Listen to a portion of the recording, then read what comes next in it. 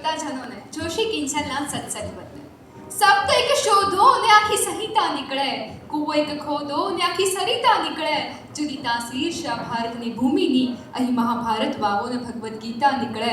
ને જરા ઉથલાવી તો જુઓ ઇતિહાસના પાના, જરા ઉથલાવી તો જુઓ ઇતિહાસના પાના, અહીં વયથી વૃદ્ધ પણ મનથી યુવાન ભીષ્મ પિતા નીકળે. હા, હું વાત કરવા આવી છું યુવાનો, આવતીકાલના ધનવાનો કે મનવાનો એ વિશે. ધનવાનો એટલે સુખ સંપત્તિની દ્રષ્ટિએ આર્થિક રીતે સમૃદ્ધ, અને મનવાનો એટલે માન મર્યાદા અને સંસ્કારોની દ્રષ્ટિએ સમૃદ્ધ.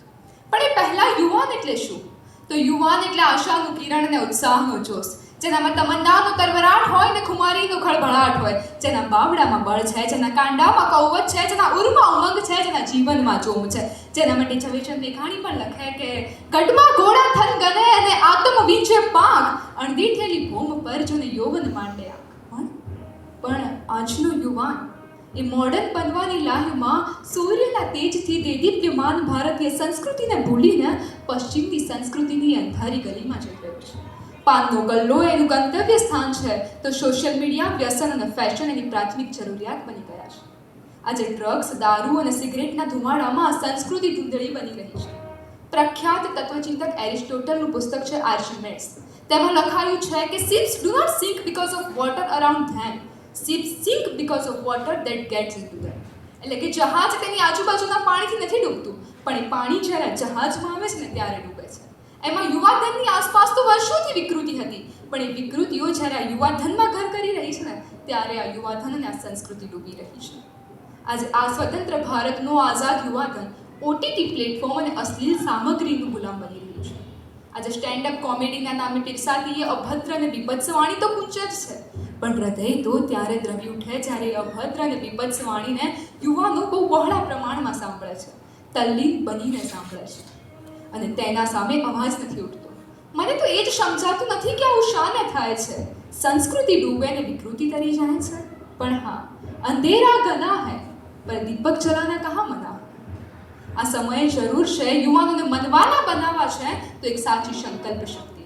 યુવા સંકલ્પ શું કરી શકે તેનો એક સુંદર પ્રસંગ મને યાદ આવે. 13 એપ્રિલ 1919નો જલિયાવાલા બાગનો હત્યાકાંડ.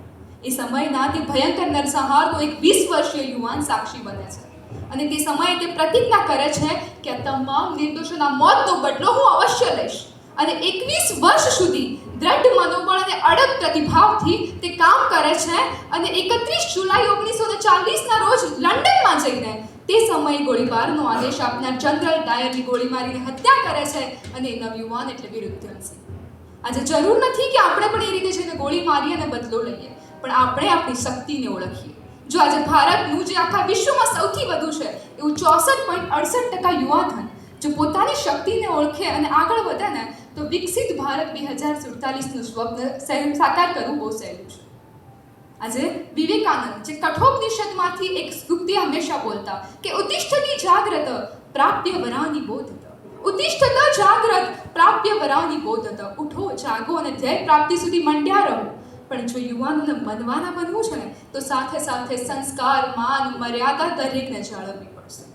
આજે હું યુવાનોને આહ્વાન કરું છું કે ચાલો આપણે છત્રપતિ શિવાજી જેવી તાકાત લાવીએ, સ્વામી વિવેકાનંદ જેવું બુદ્ધિ ચાતુર્ય લાવીએ, મહારાણા પ્રતાપ જેવી દ્રઢતા લાવીએ, નચિકેતા જેવી મક્કમતા લાવીએ, એકલવ્ય જેવી ગુરુનિષ્ઠા લાવીએ, ભગતસિંહ જેવું સમર્પણ લાવીએ, અને વિચારો વિકસાવીએ શ્રી રામના. ચાલો ભારતને વિશ્વગુરુની ફલક પર પહોંચાડીએ. ચાલો ભારતને વિશ્વગુરુની ફલક પર પહોંચાડીએ અને મનવાનો બનીએ, ધનવાનો બનીએ, પણ તેનો ઉપયોગ સારા ક્ષેત્રમાં કરીએ અને રાષ્ટ્રના ઘડવૈયા બનીએ. અંતે સમયની મર્યાદાને માન આપતા અને મારી વાણીને વિરામ આપતા એટલું જ કહીશ કે દેશ સંસ્કૃતિની રક્ષા કાજે યુવાન હવે તું સાબદો થાજે.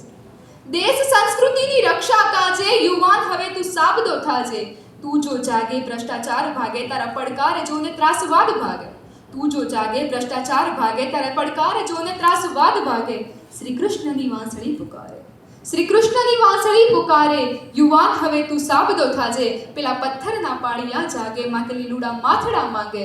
દેશ સંસ્કૃતિની રક્ષા કાજે યુવાન હવે તું સાબદો થાજે. યુવાન હવે તું સાબદો થાજે. યુવાન હવે તું સાબદો થાજે. Thank you so much.